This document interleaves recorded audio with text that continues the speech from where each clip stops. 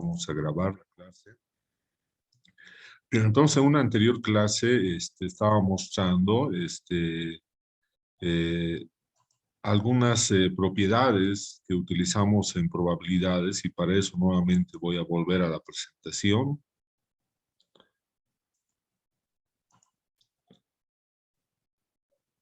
No sé si ya se puede ver ahí.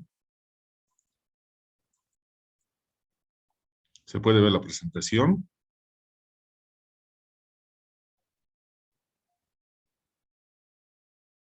Hola, hola, ¿pueden ver la presentación? Sí, genial. Bien, entonces, bueno, aquí tenemos varios conceptos y varias definiciones que hemos realizado de probabilidades. Uno de ellos es cuál es el complemento de un conjunto, ¿no? Y habíamos indicado, por ejemplo, acá, en esta parte, que si nosotros definimos que el conjunto universal es el conjunto de valores de X, tal que X va desde -8 hasta 63, que sería el conjunto universal, y por otro lado tenemos un conjunto A denotado por un conjunto de valores de X tales que X son mayores a 0 y menores o iguales a 63, entonces nosotros decimos que el complemento de este conjunto A va a ser todos los elementos que pertenecen al conjunto universal, pero que no pertenecen al conjunto A. Ese es su complemento, ¿no? Entonces, si nosotros estamos diciendo que el conjunto A va a estar valores mayores a 0 hasta 63, ¿no? Y entonces nosotros tenemos por otro lado en el conjunto universal valores que van desde -8 hasta 63. Por lo tanto, el conjunto complemento, el conjunto de valores que pertenecen al conjunto universal pero que no pertenecen al conjunto A, va a ser el conjunto de las X, tal que X sea mayor o igual a -8, pero menor o igual a 0, ¿no? Entonces, eso es lo más importante del complemento de un conjunto, que lo vamos a ver con un ejercicio ahora, ¿no? Luego, nosotros tiene que quedar bien claro eso del espacio muestral, ¿no? Sea M un espacio muestral. No nos olvidemos que el espacio muestral es el conjunto de todos los posibles resultados de un experimento aleatorio, ¿no? Entonces, ese espacio muestral puede tener un número determinado de elementos muestrales, ¿no? Y en algunos casos ese número de elementos muestrales puede ser un número finito, un número denumerable o puede ser un número infinito, ¿no? Por ejemplo, acá nosotros decimos el espacio muestral, en el primer caso decimos que el espacio muestral, los valores del espacio muestral, esa es la primera propiedad del espacio muestral, siempre tiene que tener valores mayores o iguales a 0, pero menores o iguales a 1. Eso significa que para cualquier conjunto, ¿no? Para cualquier conjunto que es un subconjunto del espacio muestral, sus probabilidades de ocurrencia van a estar entre 0 y 1. Por otro lado, la segunda propiedad del espacio muestral nos indica que las probabilidades de todos, la sumatoria de las probabilidades de todos los posibles resultados tiene que ser siempre igual a 1, ¿no? Y también que si los eventos A sub 1, A sub 2 hasta A sub que son eventos mutuamente excluyentes, eso quiere decir que si nosotros seleccionamos aleatoriamente y asignamos un evento, solamente tiene que corresponder un solo evento de esos posibles eventos. No puede haber entonces que un elemento de muestreo tenga dos eventos del espacio muestral, sino solamente tiene que tomar un solo evento, ¿no? Un ejemplo claro de eso es cuando nosotros hablamos la especie forestal. Si nosotros seleccionamos aleatoriamente un árbol, ese árbol solamente va a pertenecer a una especie forestal, no puede pertenecer a dos especies forestales. Entonces, eso es importante que nosotros podamos ver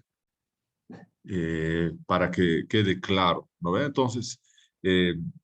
Entonces nosotros podemos decir que la probabilidad de la unión de esos eventos va a ser igual a la sumatoria de sus probabilidades. Y eso es lo que vamos a ver también ahora con un ejercicio. ¿no? Bien, entonces aquí tenemos las propiedades que hemos mencionado. Por ejemplo, acá, este es un ejemplo clásico que nosotros tenemos en forestal. Por ejemplo, acá yo quiero estudiar la altura de la plántula, la altura de las plantas. Y entonces voy a tener diferentes eventos ahí. Por ejemplo, tengo el evento B1, que va a ser todas las alturas que son hasta 50 centímetros. Tengo el evento B2, que va a ser las alturas que van a ser mayores a 50, pero menores o iguales a 100 centímetros. Voy a tener el evento B sub 3, que va a ser todas aquellas alturas que van a ser mayores a 100 centímetros, pero menores o iguales a 150 centímetros.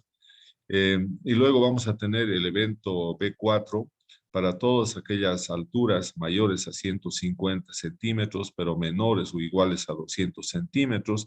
Y finalmente voy a tener un evento, el último evento, el evento B5, para todas aquellas plantas que tengan alturas mayores a 200 centímetros. ¿Qué estoy haciendo? Entonces, estoy generando lo mismo que hemos hecho en las tablas de frecuencia.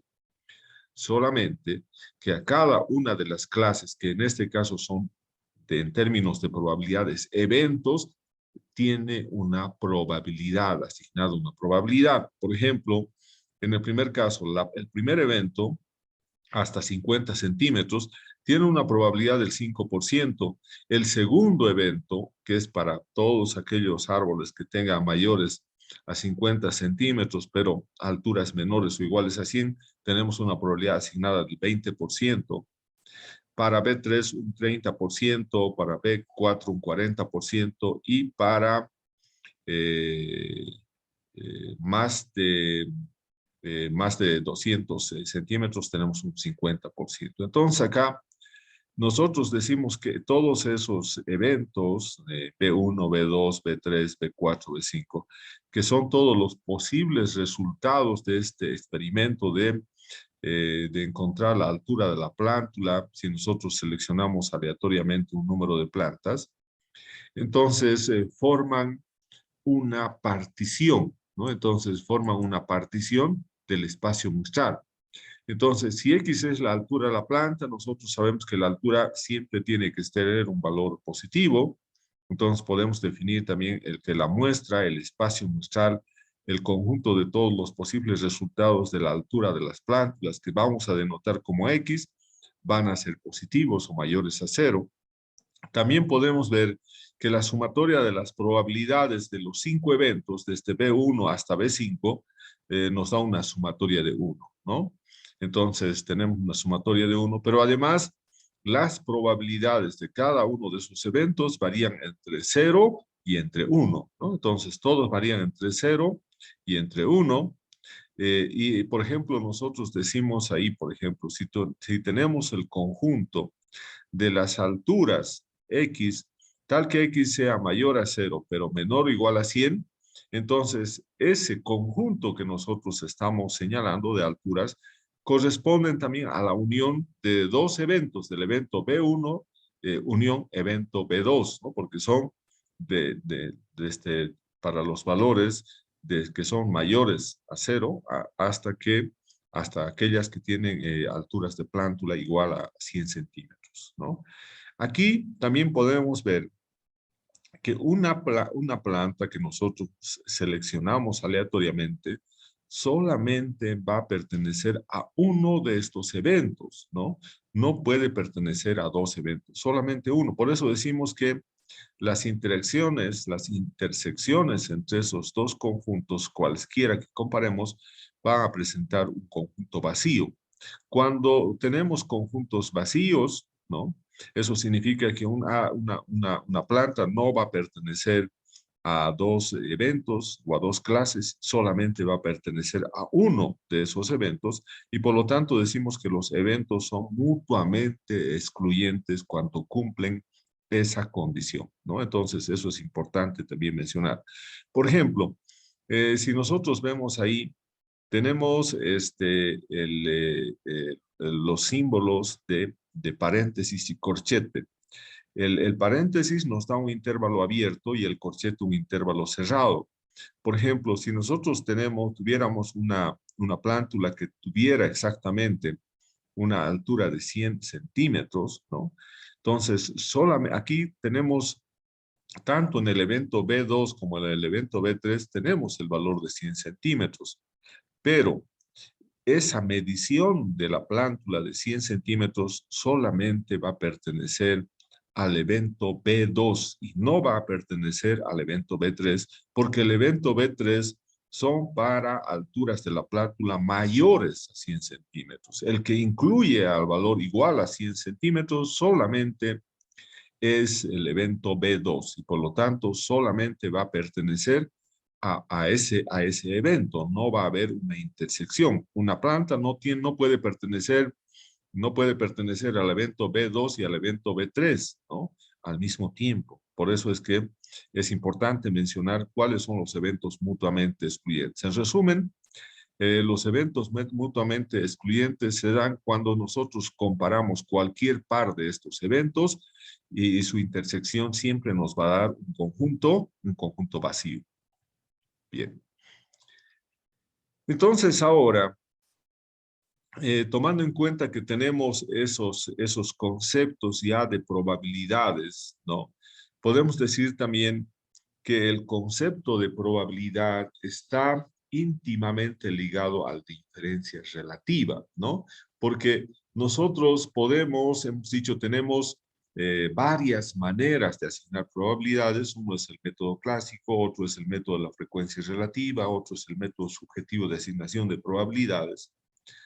Y uno de los más utilizados ya en términos prácticos es justamente el segundo método, el método de las frecuencias relativas, ¿no? Donde nosotros asignamos probabilidades en función a la frecuencia relativa. Y eso es lo que está realizado acá en este ejemplo. Tenemos la altura de las plántulas, de las plantas, y esa probabilidad asignada en realidad es la frecuencia relativa, ¿no? Entonces, cuando nosotros tenemos una muestra representativa, cuando nosotros vamos teniendo un número bastante grande de elementos de muestreo, entonces sí, nuestra frecuencia relativa se va a estabilizar para cada uno de sus eventos y esa frecuencia relativa es la que nosotros estamos asignando. Hemos asignado de esa manera que para el evento B1 vamos a tener un 0.05 de probabilidad, para el evento B2 0.2, para el evento B3 0.30, para el evento B4 0.40 y para el evento B5 0.50, ¿no? Entonces, en resumen, lo más importante es mencionar que si bien tenemos tres métodos de asignación de probabilidades, el método práctico, el que nosotros utilizamos cuando trabajamos con datos de bosque, con datos de cultivos, son el segundo método, que es asignación de probabilidades en función del cálculo de las frecuencias relativas cuando nosotros vamos aumentando cada vez más el tamaño de las muestras, ¿no?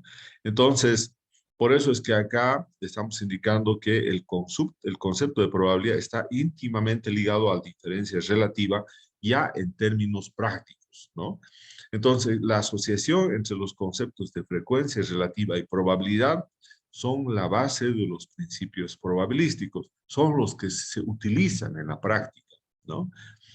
Un problema asociado con el uso de frecuencias relativas dice su variabilidad, ¿no? Su variabilidad. Eso significa que si nosotros estamos hablando, por ejemplo, de especie, ¿no? O de nombre común o de nombre científico de las especies, de un conjunto de árboles, esos van a tener un espacio muestral que va a ser el conjunto de todas las posibles especies que nosotros encontremos en un determinado lugar, en una determinada área forestal. Si nosotros comparamos, por ejemplo, ahora con otra variable, una variable cualitativa, por ejemplo, forma de copa o posición de copa, donde posiblemente solamente es una variable categórica con 5 categorías o 6 categorías, entonces ahí va a tener otra variabilidad, ¿no? Entonces vamos a tener dependiendo de las características de la variable, si es una variable continua, una variable discreta, una variable categórica, va a tener determinada variabilidad, ¿no? Entonces, y eso está relacionado a la asociación que hay entre las frecuencias relativas y su variabilidad. Algunas otras reglas que nuevamente podemos mencionar, y esto también lo vamos a ver ya en los ejercicios, es la regla del complemento. El complemento es el conjunto, hemos dicho, de todos los elementos que pertenecen al espacio muestral, pero que no pertenecen al conjunto A, ¿no? Y por lo tanto sería igual a 1 menos la probabilidad del conjunto A. Luego tenemos la regla de la multiplicación. La regla de la multiplicación es importantísima para calcular probabilidades y nosotros decimos que la probabilidad de un conjunto, de un evento A condicionado a otro evento B, esa línea vertical que ustedes ven ahí quiere decir condicionado, ¿no? La probabilidad de que un evento esté condicionado a otro evento es igual a la probabilidad de A, de que se dé el conjunto A y de que también se dé el conjunto B, que sería al final la intersección, ¿no?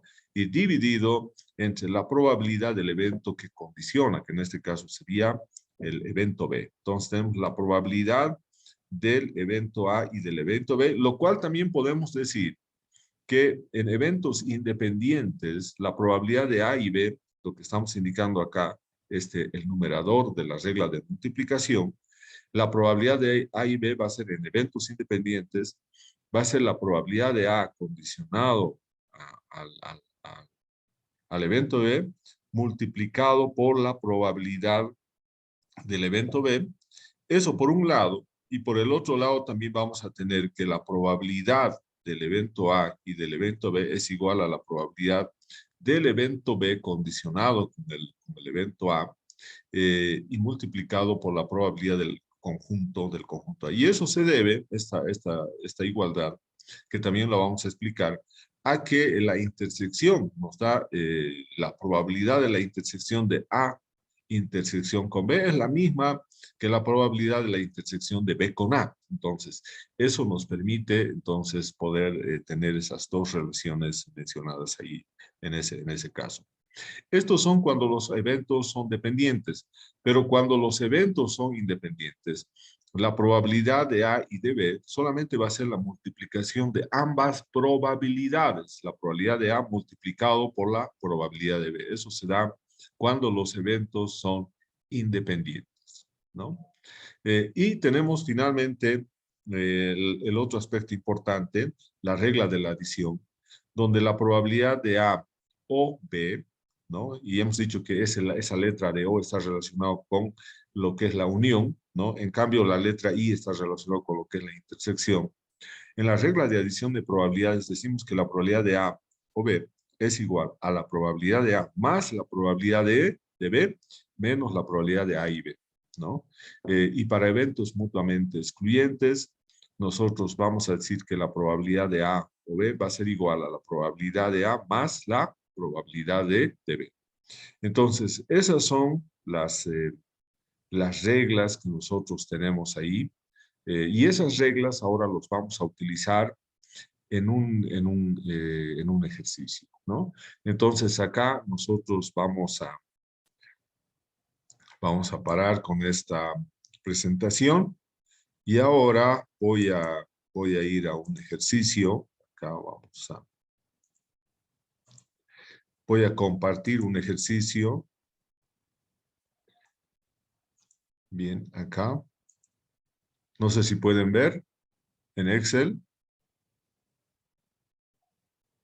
Hola. Se ve, ingeniero. Bien. Esto es lo que en la práctica, nosotros utilizamos de probabilidades, ¿no? De las nociones básicas de probabilidades. Fíjense, seguramente ustedes se han llevado ecología y también algo de silvicultura, pero cuando nosotros queremos ver cómo están creciendo los árboles, en qué condiciones están creciendo los árboles de acuerdo al sitio, nosotros tenemos entonces, por ejemplo, un aspecto importante es esta variable cualitativa que es la forma de la copa, la forma de la copa y la posición de la copa. Ustedes pueden ver ahí tenemos posición de la copa, y tenemos 5 posiciones de copa. Ustedes pueden ver acá, tenemos posición de copa 1, posición de copa 2, posición de copa 3, posición de copa 4, posición de copa 5. La posición de copa 1, ¿no? Es cuando los árboles están creciendo con una iluminación vertical plena, además de una iluminación lateral. Son árboles emergentes, ¿no? Como podemos ver aquí en el gráfico, son árboles que están creciendo con todas las condiciones disponibles de iluminación, ¿no? Y por lo tanto, estos son los que están en el dosel, son los árboles emergentes que están en el dosel superior. Luego vamos a tener eh, otro grupo de árboles en posición de copa 2, donde vamos a tener un conjunto de árboles que están creciendo también con una buena iluminación, pero fundamentalmente una iluminación vertical plena, ¿no? Y ya no tienen, pero una iluminación lateral, porque existen otros árboles alrededor de ellos, ¿no? En cambio, los emergentes no, hay un espacio, entonces eso hace que ellos puedan tener disponibilidad también de iluminación lateral. Luego tenemos la posición de copa 3 con iluminación vertical parcial. Hay todavía una mayor presencia de árboles alrededor del árbol y por lo tanto hay menores condiciones de iluminación.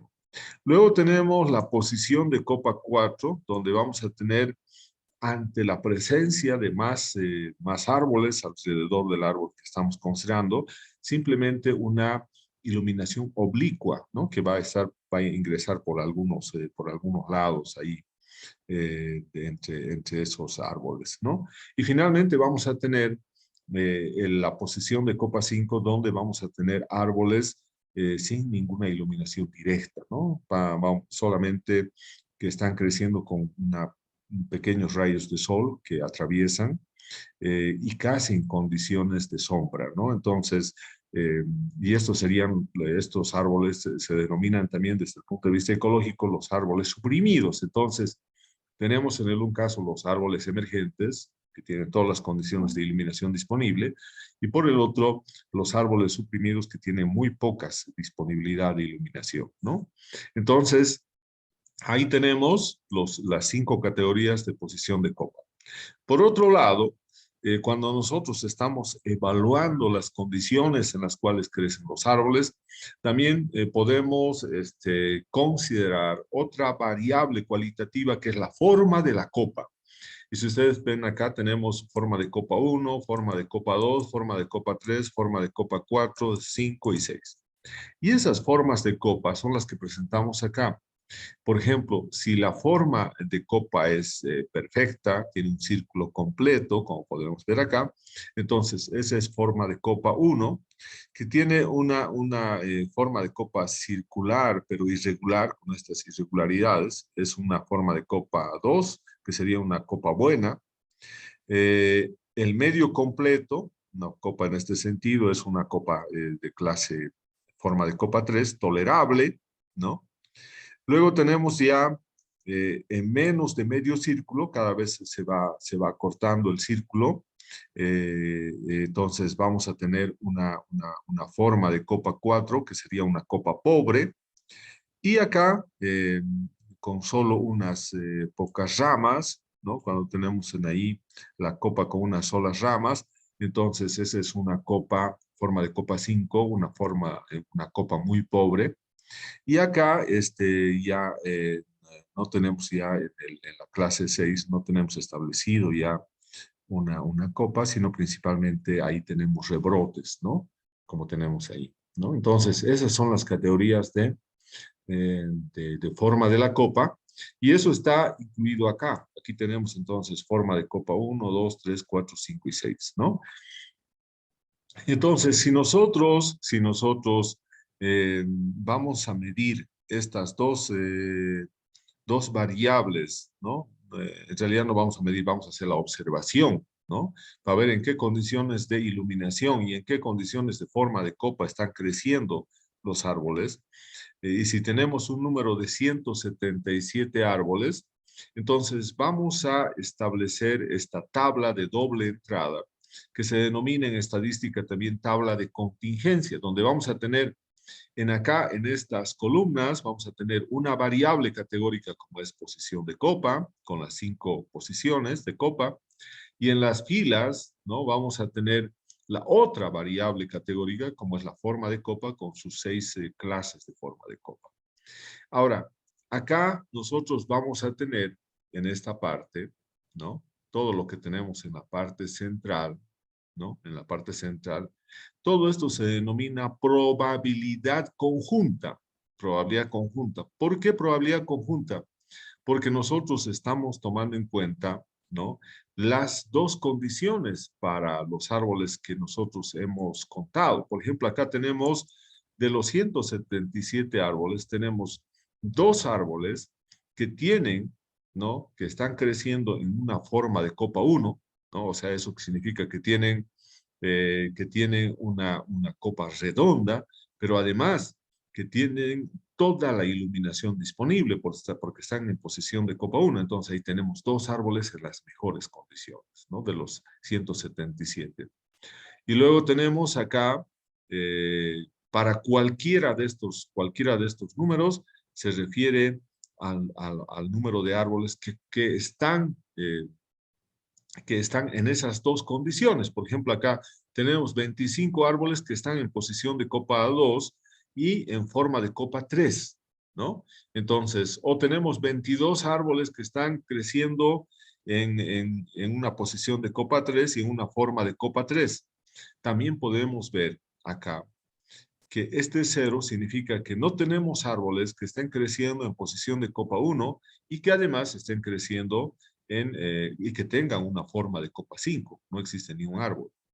Y en este otro caso solamente tenemos un árbol que tiene una forma de copa 1, que tiene total iluminación, pero que está en forma de copa la clase 6, ¿no? Entonces, todo esto, lo que está ahí al medio, todo lo que está en este coloreado, esas probabilidades se denominan probabilidades conjuntas porque nos están indicando el número de elementos que tienen en forma conjunta, ¿no? En forma conjunta, eh, esta, esta categoría de forma de copa y una categoría de posición de copa, ¿no? Por eso esa es una probabilidad conjunta.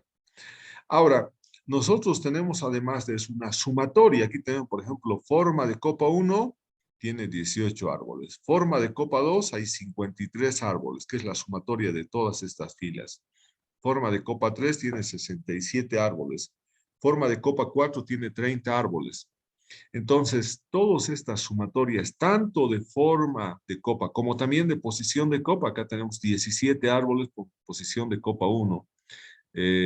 59 árboles con posición de copa 2. Todas estas probabilidades se denominan probabilidades marginales. Entonces, los totales son las probabilidades marginales y estos valores son las probabilidades conjuntas, ¿no? Por ejemplo, ¿cuál será la probabilidad de tener árboles que estén creciendo en posición de copa 1 y en forma de copa 1? Su probabilidad es 2 en 177, ¿no?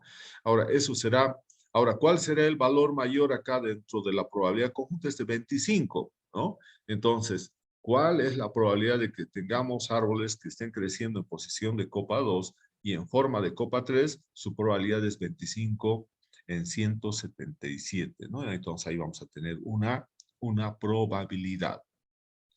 Bien, entonces, eso es lo que tenemos que analizar acá, ¿no? Entonces, vamos a indicar lo siguiente, lo siguiente. Nosotros tenemos, por ejemplo, acá, vamos a preguntar, ¿cuál será la probabilidad de, cuál será la probabilidad de, cuál será la probabilidad de la intersección de posición de copa 3, ¿no? Posición de copa 3, ¿no? Y forma de copa 3 y forma de copa 3. Entonces ahí a ver ¿cuál será entonces la probabilidad de la intersección? Estamos diciendo de forma, de posición de copa 3 y forma de copa 3. Entonces, esto lo vamos a denotar de la siguiente manera, ¿no? Entonces, vamos a decir nosotros lo siguiente. Aquí tenemos posición de copa 3, o podemos colocar directamente posición de copa 3, y ahora tenemos acá intersección, ahí está, intersección con forma de copa 3, con forma de copa 3. Eso va a ser igual, ¿no? Eso va a ser igual, no nos olvidemos, a todos aquellos árboles, ¿no? Va a ser el conjunto, ¿no? Entonces aquí podemos colocar también, es el conjunto de árboles, es el conjunto de árboles,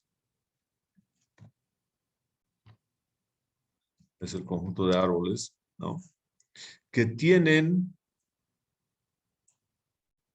es el conjunto de árboles, ¿no? Que tienen posición de copa 3 y forma de copa 3, ¿no? Entonces, ahí tenemos, ¿no? Ese va a ser el conjunto de árboles que tienen posición de copa 3 y forma de copa 3. Entonces, acá lo podemos colocar un relleno.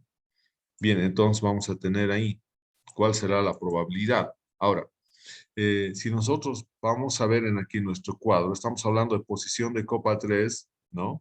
Y tenemos forma de copa 3. Entonces, ¿cuántos árboles tenemos? 22. Pero ¿cómo será? ¿Cuál será la probabilidad cuando decimos de la intersección? Quiere decir que es la probabilidad conjunta. No nos olvidemos conjunta porque la otra es la marginal, ¿no?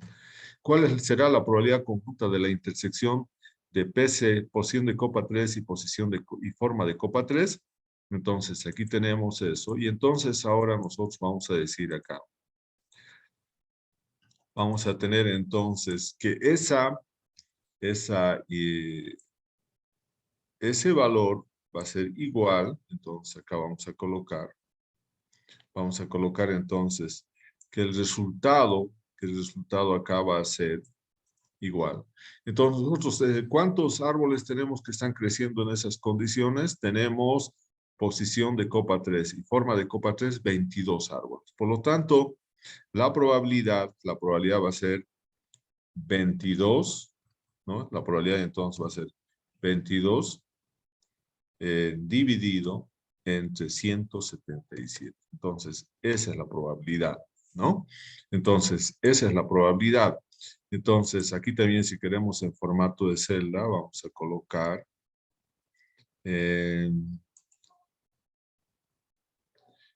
bien. Y si nosotros si quisiéramos eso, hacerlo en términos de fracciones, podemos decir entonces que nuestra probabilidad es de un octavo, ¿no? Entonces, la probabilidad es un octavo, la probabilidad de que un árbol seleccionado aleatoriamente esté creciendo en posición de copa 3 y también en forma de copa, en forma de copa 3, ¿no? Entonces, eso es importante, ¿no? Entonces, acá también ahora podemos hacer otro ejemplo, ¿no? Para que quede claro. Aquí vamos a colocar, ¿no? Vamos a colocar acá otro ejemplo. Entonces vamos a decir B. ¿Cuál será la probabilidad conjunta? ¿Cuál será la probabilidad conjunta de la intersección, por ejemplo, acá de PC4, ¿no? De PC4, ¿no? Y forma de copa 4, Entonces, ahí nosotros vamos a ver cuál será la probabilidad conjunta de posición de copa 4 y forma de copa 4, ¿no? Entonces, esa probabilidad va a ser entonces acá vamos a tener posición de el conjunto de árboles que tengan posición de copa 4 y forma de copa 4, ¿no? Entonces, el conjunto de árboles que tienen posición de copa 4 y forma de copa 4, ¿no? Entonces, aquí nosotros vamos a ver posición de copa 4 y forma de copa 4, tenemos 8 árboles, ¿no? Entonces, acá nuestra probabilidad, entonces, de que sea posición de copa 4 y forma de copa 4, y forma de copa 4, lo que tenemos acá, es simplemente 8. Entonces vamos a tener que eso va a ser igual a 8 dividido entre 170.